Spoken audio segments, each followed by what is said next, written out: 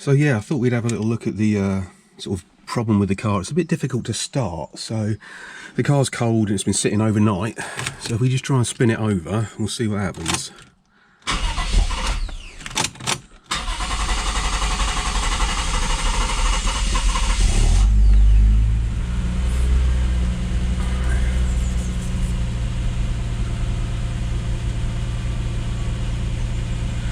See, now that's not normal. Normally it cranks over with the first spin, so we'll turn it off.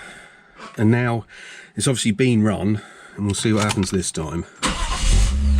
Straight away as it should do. So to me, that sounds very much like sort of a fuel pressure related issue. So originally when I bought these injectors for it, one of them was leaking, but they cleaned them up and said they were both fine. So let me shut this off because it's making a racket. So as we can see there, when it sits overnight, it doesn't want to start very well the next day. And once it's started though, you just turn it off, turn it back on again, and it starts fine. If you leave it for maybe an hour or so, it's difficult to start again. So to me, that sounds very much like a fuel pressure issue. Turns out we've got a leaky injector in cylinder number 1. I found out by taking the plugs out after the car had sat overnight, and the plugs, one of them was wet with fuel, which obviously shouldn't be getting through the injector into the chamber, so that's why it was on the tip of the plug. Yeah, and obviously if the fuel's dripping out, it loses pressure, can possibly get air bubbles in there, and what with the hot engine and everything can cause a problem. Obviously when you go to start it the next time, not only are is the plug covered in raw fuel, also there's no pressure in the rail, so it has to kind of build the pressure again and clear the cylinders. So this is where we've got to. As you can see, it's a complete clusterfuck. Trying to do this the wrong way, so rather than last time I took all of the wiring loom out and everything and undid the fuel pulse damper and everything, but when I had these injectors cleaned, the report said that one of the injectors was leaking, but then once they'd cleaned it, it came back and wasn't leaking anymore. But guess what? 6 months later, it's leaking again. So I was clever enough while I was doing it to put that in position 1. So if I'd have put it at the back in position 6 or 5, you've got no chance without taking the whole rail out and getting the pulsation damper off, because it just doesn't move enough. But thankfully the rail is now loose enough that it sort of pulls up and lifts out of the way, so I'm hoping I can slip that injector down and then pop him out and then sort of tuck a new one in, which I've got over here, which I bought off the internet, and I'm sure he said it's been cleaned, so I'm sure that's going to be fine. So yeah, there it is, new injector, or again, second-hand refurbished injector. It did have a report with it and everything, bought it off eBay and stuff. So there we go. Yeah, let's just pop this out and shove the other one in. I'll tell you when it's done, because I'm not going to film me swearing at an injector again. So 3, 2, 1, wonky camera, snappity snap, here we go. Yep, it's fired up and it runs, so that's a good start. Nothing's leaking, so I'm going to let it warm up, then basically let it cool down overnight, and then try again tomorrow or at the weekend, because that's when it used to do its difficult starting after it's sat for a while. So yeah, I'll just let this warm up, but so far so good, no leaks, no nothing, so that's all good. And yeah, we'll find out tomorrow. Okie doke, so let's give that a whirl then. Not too bad. So as we can see, it does have a little bit of a sort of like a cough and a grumble at the start, so I still think there's perhaps one injector that's slightly leaking. From the spark plugs I've looked at, definitely the first one was a problem because it was covered in raw fuel. The second spark plug also looked, instead of having soot like on sort of the end of the actual sort of ring, it basically looked like it had got wet and then dried, so it looked kind of shiny and polished but black rather than sort of like sooty and dry.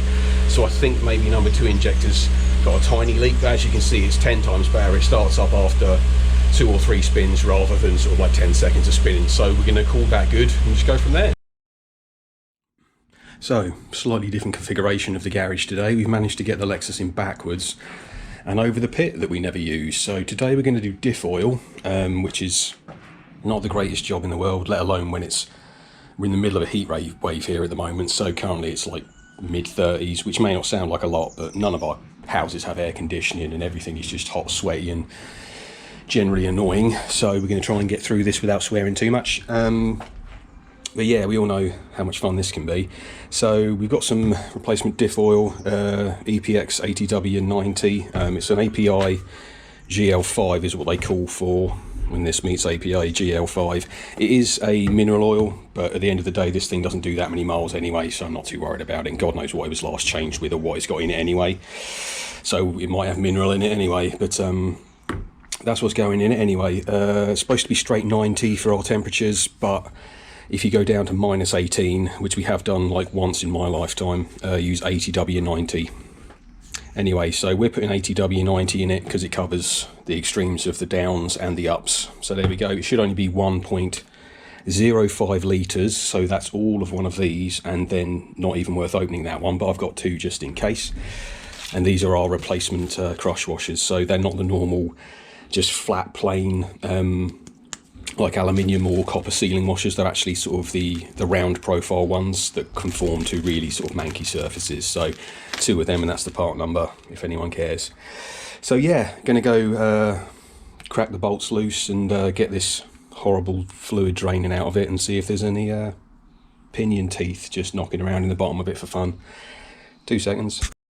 Okie doke. So we managed to crack the fill loose. Obviously always do the fill first and make sure you wiggle your hex. It's only a 10mm hex sort of bit you need, so make sure you wiggle that all the way in.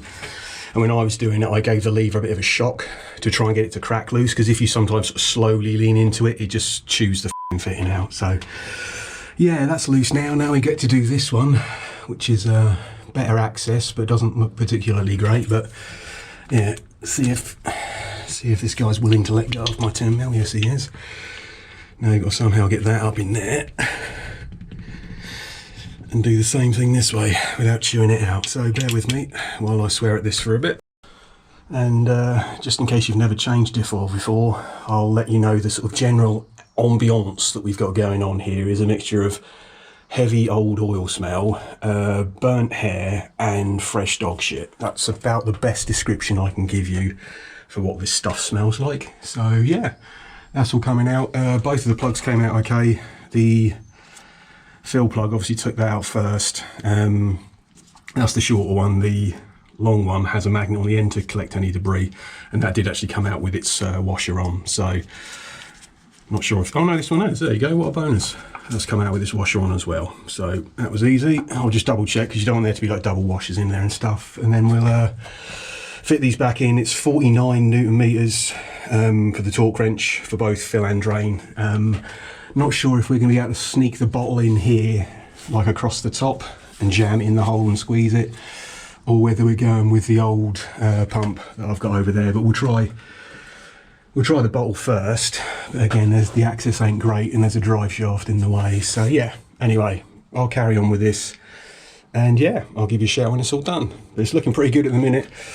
And the good thing about the access for that plug is you can actually knock the hex bit in with a soft face hammer. So that way you know it's in, because the hex of this one was a bit rustier than the other one, obviously, because this is a bit more exposed to the elements. But generally speaking, under here, it's not a completely rusty train wreck. So we're going to pretend that we checked everything properly, ignore anything that we got scared by, and yeah, carry on changing this. Okie doke, so we're all done. I had to resort to the pump in the end. This is one from Nielsen. It was the cheapest one with the brand name. That's the part number, CT5852. Bought it off eBay, and I don't know, it cost like 10 quid or something. I can't even remember now. But yeah, without it, it's very difficult. You can't actually get these bottles to line up with the actual sort of nozzle of them. When you try and poke them across, there's just a, you know, the fuel tank, and then the drive shaft's in the way, and you just can't get that in the hole. So, and even if you could, I don't think you could squeeze the full can into it anyway. So yeah, it says 1.05 litres for non-LSDs and 1 litre for LSD. I did a whole one of those, plus, I don't know, maybe 100ml out of another bottle. It also says to check that the fluid level afterwards is less than 5mm from the fill hole. So in my mind, less than means anywhere from 5mm to coming out. So mine has got around 1 litre in it, slightly more, and that should be fine. So that's all good. Yeah, gonna chuck the fill plug back in with his new crush washer, 49 newtons, and then yeah, it says to install the #1 rear floorboard, which is going to be a bit difficult because I threw it away about 6 months ago. So yeah, followed the instructions to the letter. Oh yeah, the other thing I found interesting from a engineering point of view, or manufacturing point of view even, both the sort of like basic plugs are the same, but this one obviously has the end machined in it, but the drain one has a magnet then pressed into that orifice, and then this sort of side skirt crimped onto it to hold the magnet in place. So they basically use the same basic plug, but either add or don't add a magnet depending on which one it goes in. So that's a nice little bit of manufacturing there by Toyota, as always.